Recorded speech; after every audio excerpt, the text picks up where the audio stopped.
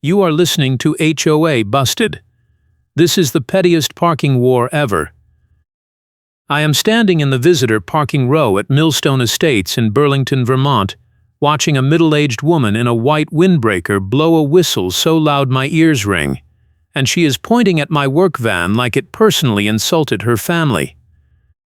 I moved here 3 weeks ago because the rent was cheap and the place looked quiet. I work nights as a fire alarm technician, which means I leave at 10 in the evening and get back around 7 in the morning, and I park wherever there is a legal spot because I am too tired to care about aesthetics. The HOA here is called Millstone Estates Association, and I knew it existed, but I thought it would be the usual thing where they send a polite letter if your trash can sits out too long. I was wrong. The woman with the whistle is Tiffany White, and she calls herself the compliance officer, which I learned today means she drives around the complex looking for reasons to ruin your month. She has brown hair pulled into a ponytail, a red baseball cap, and a bright orange stamp she uses to mark photos as non-compliant, and right now she is telling me my van is parked illegally even though I am inside the painted lines in a visitor spot. I cannot afford to lose this place. I just signed a 1-year lease. I paid first and last month up front, and if I get dragged into court or fined into oblivion, I will have to move back in with my brother in New Hampshire, which would destroy my work commute and probably my sanity. That is what is at stake here, and Tiffany knows it, because she looked up my lease date before she walked over. She blows the whistle again. "This is not parking, it is a violation," she says, and she waves a clipboard at me. "You need a guest decal, you need a fire lane clearance permit, and you need to move this vehicle immediately or I will have it towed." I tell her I live here, I am not a guest, and there is no fire lane within 50 feet of where I am parked. She smiles. "Prove it," she says. I stayed polite, because polite makes bullies careless. I ask her which rule I am breaking. She flips through her clipboard and reads off a list that sounds like she made it up 5 minutes ago. Guest parking requires a decal issued by management. Commercial vehicles require a fire lane clearance permit issued by the city. Overnight parking in visitor spaces is prohibited without board approval. I tell her I do not park overnight. I park during the day because I work nights. And I am a resident, not a guest. She taps the clipboard. "Then you need a resident decal," she says. I tell her I never got one. She shrugs. "That is a you problem," she says. "I will bury you in notices until you run out of printer ink." I pull out my phone and start recording. She does not care. She holds up a bright orange stamp, presses it onto a photo of my van, and shows it to the camera. "Non-compliant," she says. "I have documented this. You have until end of business today to provide proof of compliance or I will authorize a tow." I ask her what end of business means. She says 5 in the afternoon. I check my watch. It is 1:30. I have a notary appointment booked at 4 to get my lease and work documents sworn for a separate issue, and missing it delays my statements for weeks, which I need for a background check renewal at work. I do not have time to chase down a permit that does not exist. I call the management office. The woman who answers says they do not issue guest decals, they do not require fire lane permits for residents, and overnight parking is allowed in visitor spaces as long as you are not blocking anyone. I ask her to email me that in writing. She says she will, but it might take a day or two because the manager is out. I thank her and hang up. Tiffany is still standing there with her arms crossed. "Did you get your proof?" she asks. I tell her it is coming. She laughs. "I will be back at 5, she says, "and if that van is still here without the correct documentation, I will have it hooked and gone before you finish your shift tonight." She walks away. I take a photo of my van, the painted lines, the visitor parking sign with no readable text on it, and the empty curb around me. I text my friend Marcus, a paralegal who helped me review my lease before I signed it. I send him the recording and the photos. He texts back in under a minute. This smells like selective enforcement, he says. Start a paper trail. Document everything. Get timestamps. If she tows you, file a complaint with the city and the towing vendor. I tell him I will, and then I sit in my van and wait, because I have 3 hours until my notary appointment, and I am not giving Tiffany the satisfaction of seeing me panic. At 2:15, a maintenance worker in a reflective vest walks past my van, slows down and stares at me. I roll down the window and ask if there is a problem. He shakes his head. Just watching, he says. She does this every week. Different car, same speech. He keeps walking. I make a note of the time and his description. At 3, I leave for my notary appointment. When I get back at 4:30, there is a bright yellow warning tag on my windshield with no readable text, just a big red arrow pointing at the driver's side door. I peel it off and take a photo. The tag has a QR code, but when I scan it, the link is dead. I text Marcus. He tells me to keep the tag as evidence. At 4:50, Tiffany comes back. She has a tow truck with her. The driver is already lowering the wheel lift, and she is filming the whole thing with her phone. I get out of my van and stand in front of it. I tell the driver I am the owner, I am a resident, and there is no valid reason for this tow. He shrugs.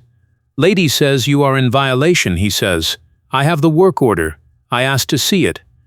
He hands me a slip of paper with no readable text except a handwritten note that says non-compliant vehicle, guest lot, no decal. I take a photo of it. Tiffany steps closer. You had your chance, she says. Now you pay the price. I tell the driver I will file a complaint with the city if he hooks my van. He hesitates. Tiffany blows her whistle. Hook it, she says. This is not parking, it is a violation. The driver looks at me, then at her, then back at me. He radios someone. A voice crackles back telling him to proceed. I step aside because I am not getting arrested for obstruction, but I keep recording. The wheel lift slides under my front tire. Tiffany is smiling. I stayed polite. The driver locks the wheel lift and starts to raise it. My phone buzzes. It is an email from the management office with a PDF attached. The subject line says Parking Policy Clarification. I open it. The email confirms that residents can park in visitor spaces, no decals are required, and fire lane permits are not an HOA requirement. I forward it to Tiffany and the tow driver. The driver checks his phone, reads the email, and stops the lift. Tiffany does not even look. I do not care what that says, she tells him. I have a board resolution authorizing this tow.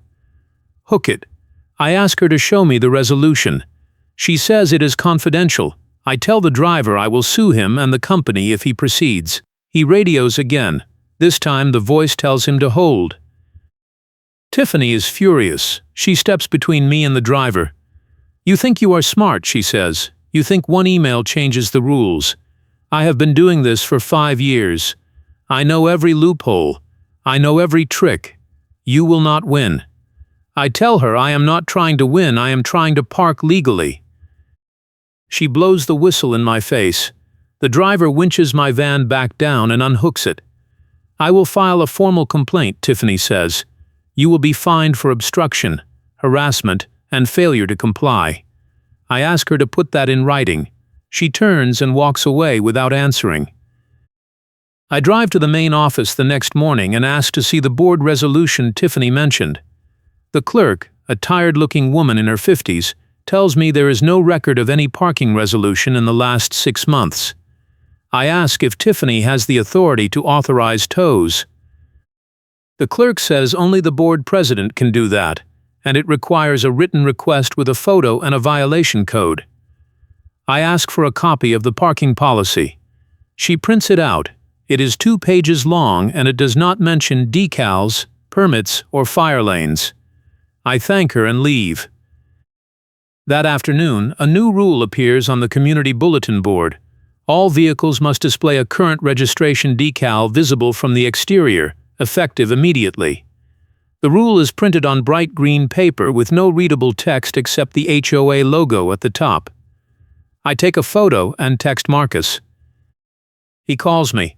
That is retaliation, he says. They cannot change the rules and enforce them retroactively. File a complaint with the board. I tell him I will, but I am also going to keep documenting because I have a feeling this is not over. 2 days later, I get a certified letter from the HOA. Inside is a fee schedule with line items I have never seen before.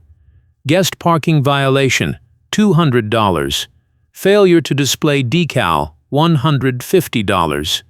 Obstruction of compliance action, $300. Late fee, $50. Total due, $700. Payment due within 10 days or a lien packet will be filed. I call Marcus. He tells me to dispute every charge in writing and request an itemized breakdown with the rule citations. I draft the letter that night and send it certified mail the next morning. The following week, Tiffany shows up at my door with a clipboard and a handheld scanner. She scans my license plate without saying a word, then hands me a notice. It says I am in violation of the new decal rule and I have 72 hours to comply or face towing. I ask her where I get the decal. She says the office. I go to the office. The clerk says they do not have decals yet because the rule was never approved by the board. I ask her to put that in writing. She hesitates, then prints a one-sentence note on HOA letterhead and signs it. I take it back to my unit and scan it into my evidence folder. That night, I get a text from a neighbor I have never met. It says Tiffany is telling people I threatened her and that I am a problem tenant. I screenshot the text and add it to the folder. Marcus tells me to start attending board meetings because this is escalating fast and I need witnesses. The next meeting is in 4 days. I mark my calendar. On the night of the meeting, I arrive early and sit in the back row.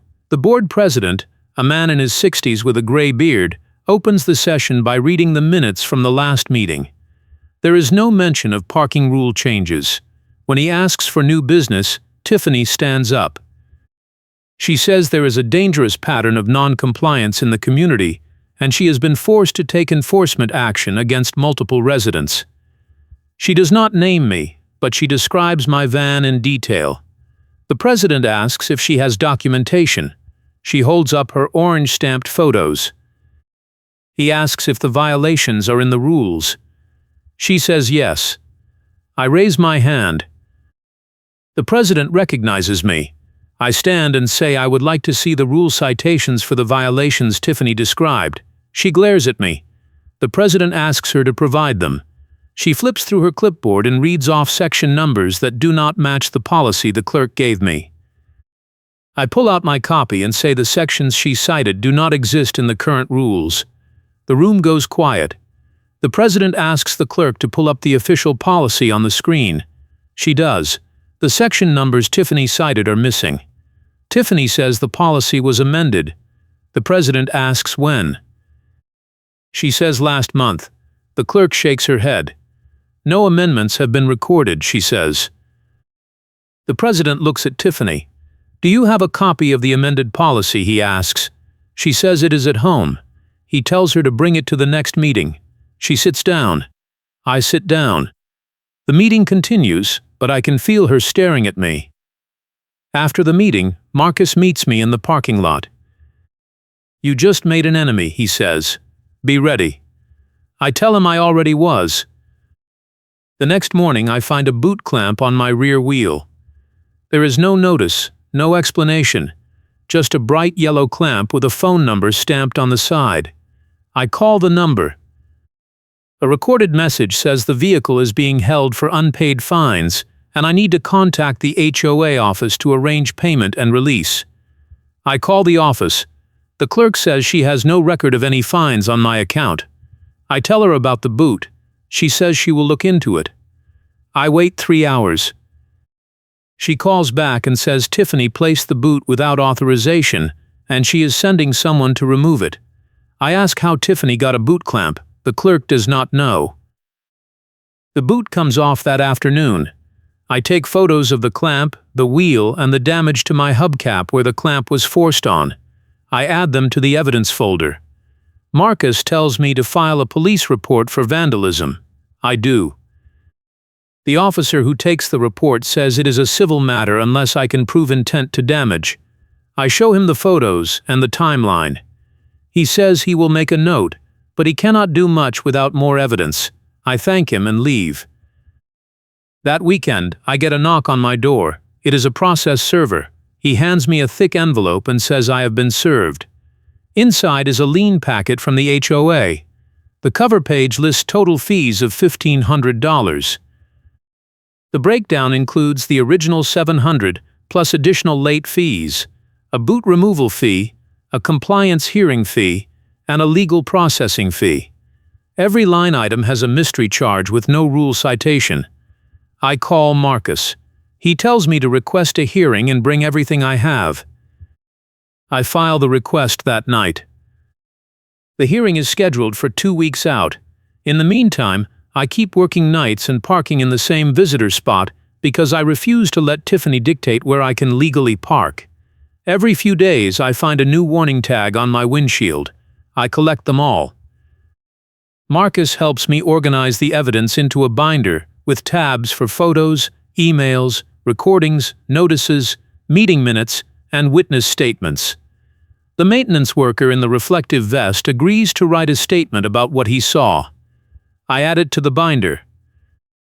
3 days before the hearing, Tiffany tries a new tactic.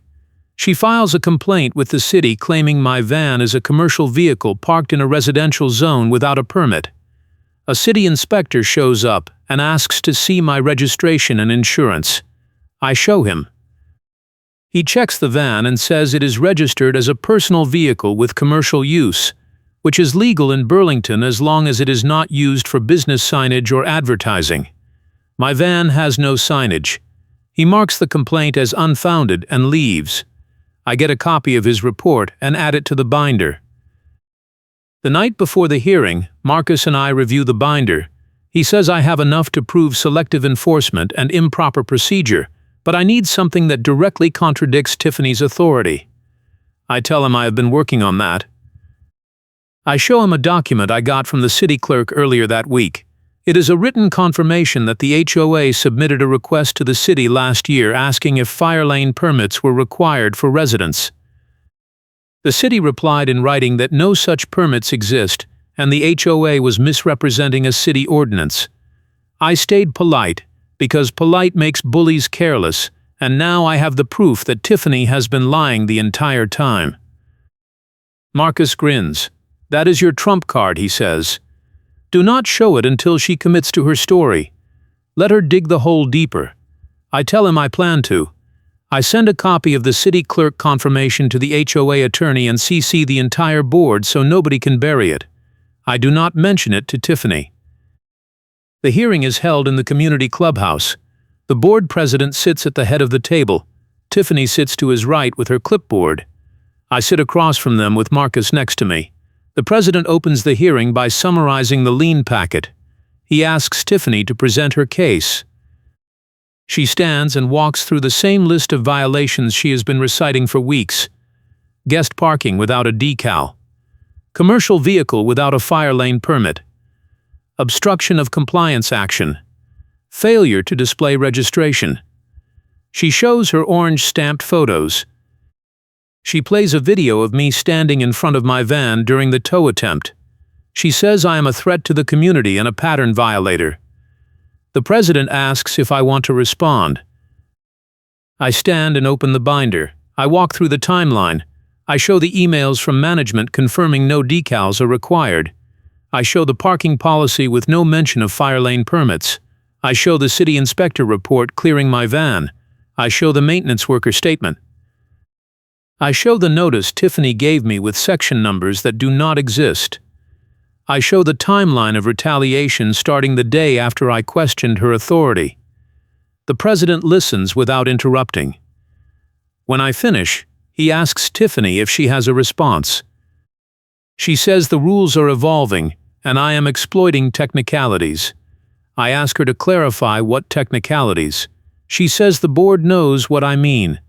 The president asks her directly if she has documentation of the fire lane permit requirement.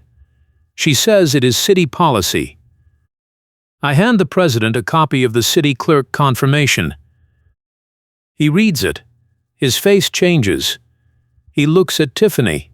This says the city told us last year that fire lane permits do not exist, he says. Did you know about this? Tiffany does not answer. He asks again. She says she was following standing procedure. He asks what procedure? She says the procedure she was told to follow when she was appointed. He asks who told her. She says the previous board president. He asks if she has that in writing. She does not. He closes the folder and looks at me. I am going to table this hearing, he says. There are serious procedural issues that need to be addressed before we can proceed. I will notify you in writing within 10 days. Tiffany starts to object. He cuts her off. This hearing is concluded, he says. We leave. Marcus tells me I just won, but I need to stay ready because Tiffany is not going to take this quietly. He is right. 2 days later, I get an email from Tiffany with the subject line final notice. It says I have 48 hours to pay the full lien amount, or the HOA will file a formal lien with the county. I forward it to the board president and the HOA attorney. The attorney replies within an hour. He says the board has voted to suspend all enforcement actions against me pending a full audit of Tiffany's compliance records. He says the lien packet is void and I do not owe any fees. He says the board is also reviewing Tiffany's role. I screenshot the email and send it to Marcus. He replies with a thumbs up. If you are enjoying this HOA nightmare, hit that like button and subscribe for more stories like this one. The following week, the board holds an emergency meeting. I do not attend, but Marcus does. He texts me during the meeting. They are going through Tiffany's files, he says. She has been issuing bogus violations for 3 years. Multiple residents have complained. The attorney is recommending she be removed. An hour later, Marcus texts again. She just walked out. They told her to step down and she cannot spin it. I ask if it is official. He says the board is voting now. 10 minutes later, he sends a photo of the meeting minutes with no readable text except a note that says compliance officer position eliminated, effective immediately.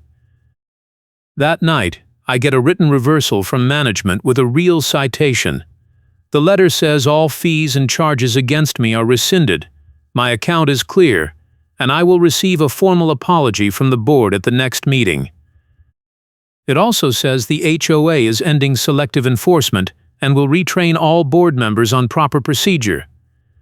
I frame the letter and hang it in my hallway. The next day, I see Tiffany in the parking lot. She is walking to her car with a cardboard box. I do not say anything. She looks at me, and for a second I think she is going to yell, but she just gets in her car and drives away. I never see her again.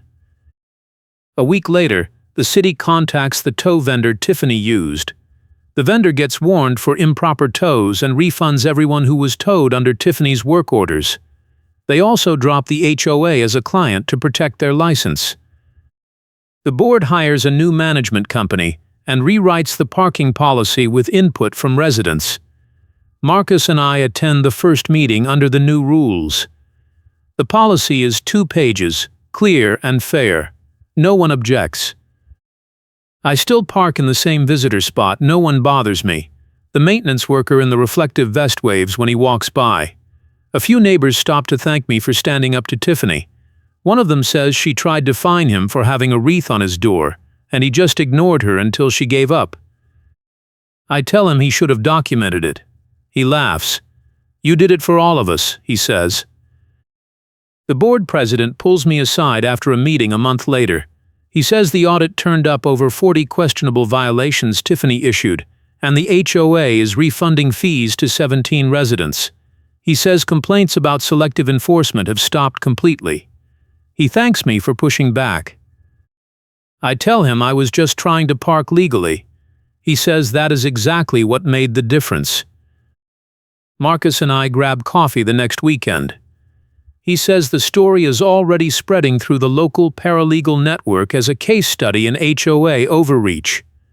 I ask if that is a good thing. He says it is, because it reminds people that even small battles matter when the system is rigged. I tell him I just wanted to park my van and go to work. He says that is what made it work. You did not try to beat her, he says. You just made her beat herself. I still have the orange stamp Tiffany used. I keep it in my desk drawer as a reminder. Every time I see it, I think about the maintenance worker who said she did this every week, and I wonder how many people just paid the fines because fighting seemed too hard. I think about the neighbor who ignored her wreath violation and got away with it because she moved on to an easier target. I think about the city clerk who gave me the fire lane confirmation and how one honest bureaucrat can unravel an entire scheme. The HOA stops selective enforcement after complaints pile up. The new management company sends monthly newsletters with clear rule summaries and contact info for questions. The board votes to eliminate the compliance officer position permanently and handle violations through a committee with resident input. Tiffany tries to appeal her removal, but the board attorney shuts it down with a letter citing the audit findings and the city confirmation. She moves out of Millstone Estates 2 months later. I hear she joins a different HOA in South Burlington, but I do not follow up. Marcus frames a copy of the city clerk confirmation and gives it to me as a joke gift. I hang it next to the reversal letter. When people ask about it, I tell them the whole story. Some of them laugh. Some of them get quiet and say they have their own HOA horror stories. I tell them to document everything, stay polite, and never assume the other side is following the rules just because they act like they are. I run into the city inspector a few months later at a hardware store. He recognizes me and asks how things turned out. I tell him the short version. He says he sees this kind of thing more than people think, and most of the time residents just give up because the process feels rigged. I tell him I almost did. He says the fact that I did not is why it worked. Small wins add up, he says. You prove the system can be fair if you force it to be. The tow truck driver who hooked my van shows up at my building one afternoon to pick up a different car.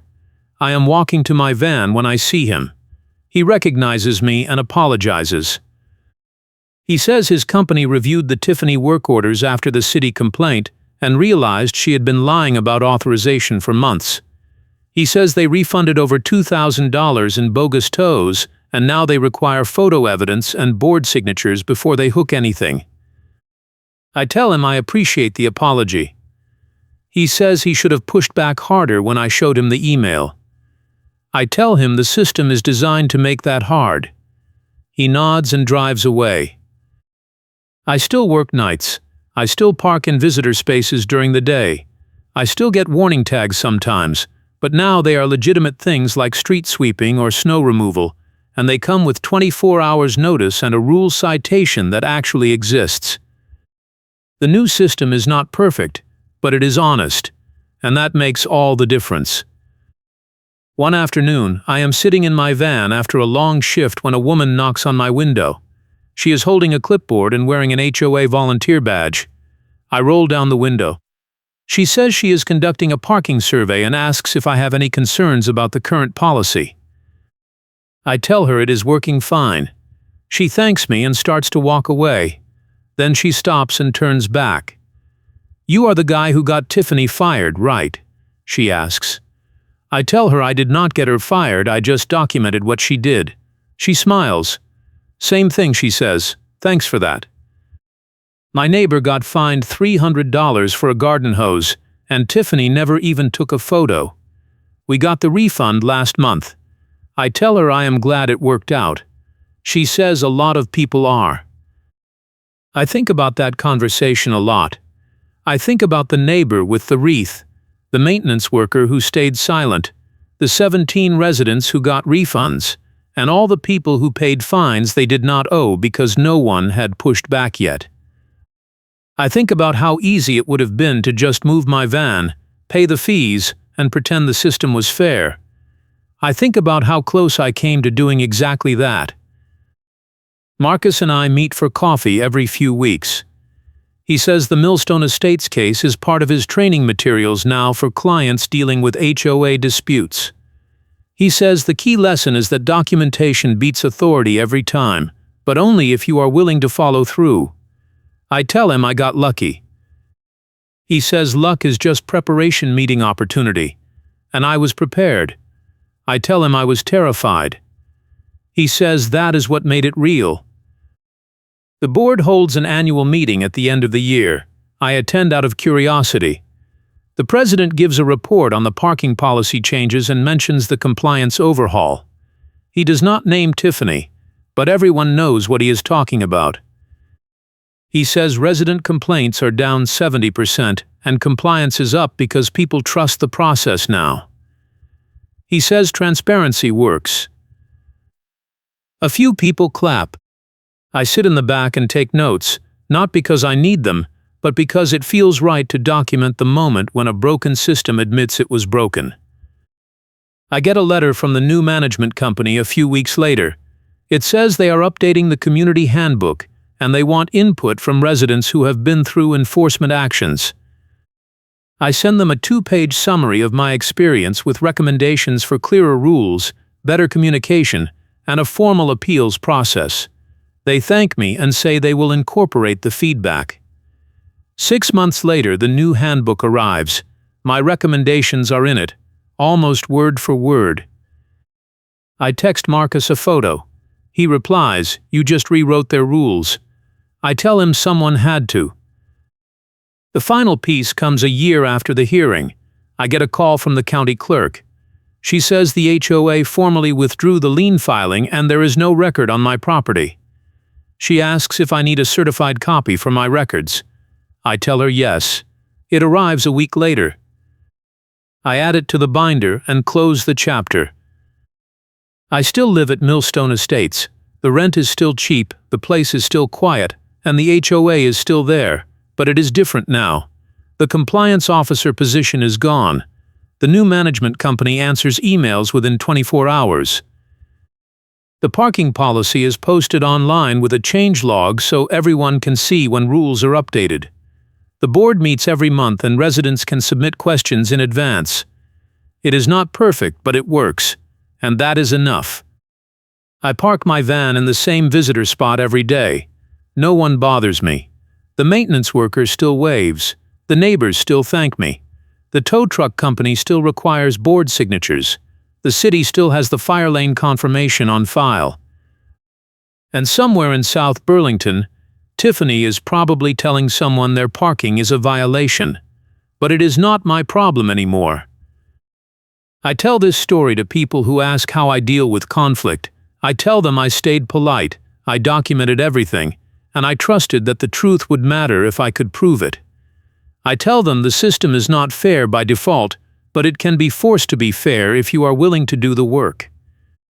I tell them Tiffany was not special, she was just someone who learned that most people do not fight back, and when one person does, the whole scheme collapses. Marcus says I should write a guide. I tell him this is the guide. Stay calm, stay polite, document everything, and do not assume the other side is telling the truth just because they sound confident. Find one person who will help you, build a paper trail, and wait for them to contradict themselves. Then show up with proof and let the system do what it is supposed to do. I still have the orange stamp. I still have the binder. I still have the framed letters on my wall. And I still park in visitor spaces during the day. Because I work nights and I live here and no one gets to tell me otherwise without proving it first. That is the lesson. That is the win. That is the end. Thanks for watching, and I appreciate you being here.